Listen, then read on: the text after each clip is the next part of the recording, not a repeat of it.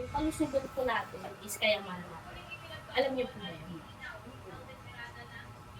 Aware naman po na tayo na pag tayo ay tinamaan ng sakit, magpapang po sana, isa sa family natin, or ikaw po, alam naman po natin na pag ikaw ay tinamaan ng sakit, mawawala yung trabaho natin, yung pagsusustento ng family, pagsusustento kung ikaw ay nagsusustento sa family mo, and then also, yung mga pangarap natin sa buhay.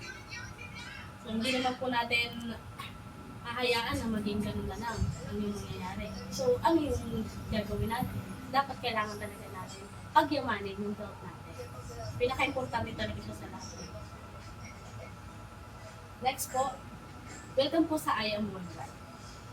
Yung I Am Worldwide po is UMUBO stands for Health, Opportunity, Prosperity for Everyone. Yan po yung pangalan ng company natin. I Am Worldwide. Meron po akong ipapakita yung sa yung konting video lang naman, ilang minutes lang po, kinig lang po. Kailan niyo po ba si Lisa Soberano? Ito po. Kinig lang po kayo mulo. Sa isa lang po naman sinasabi ni Lisa Soberano dito, ma'am.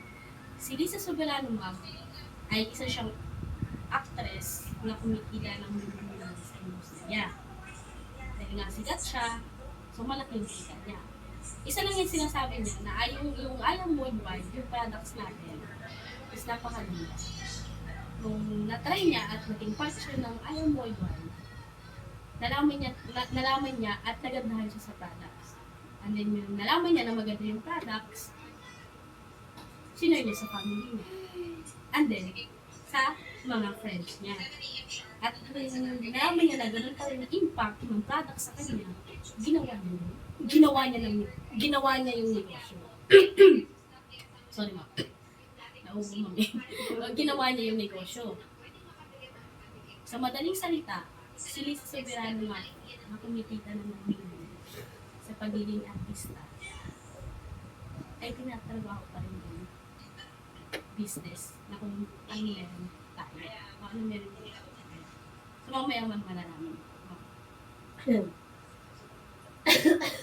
Yun nga, yung pangalan ng company natin is I Am Worldwide. Yung stand for UMUBO, which is opportunity, health, opportunity, prosperity, and everyone. So, lahat ng ipipresent ko, ma'am, is nakaano lang siya sa health awareness and then yung business opportunity. So, unang-una natin po, ma'am, is health awareness.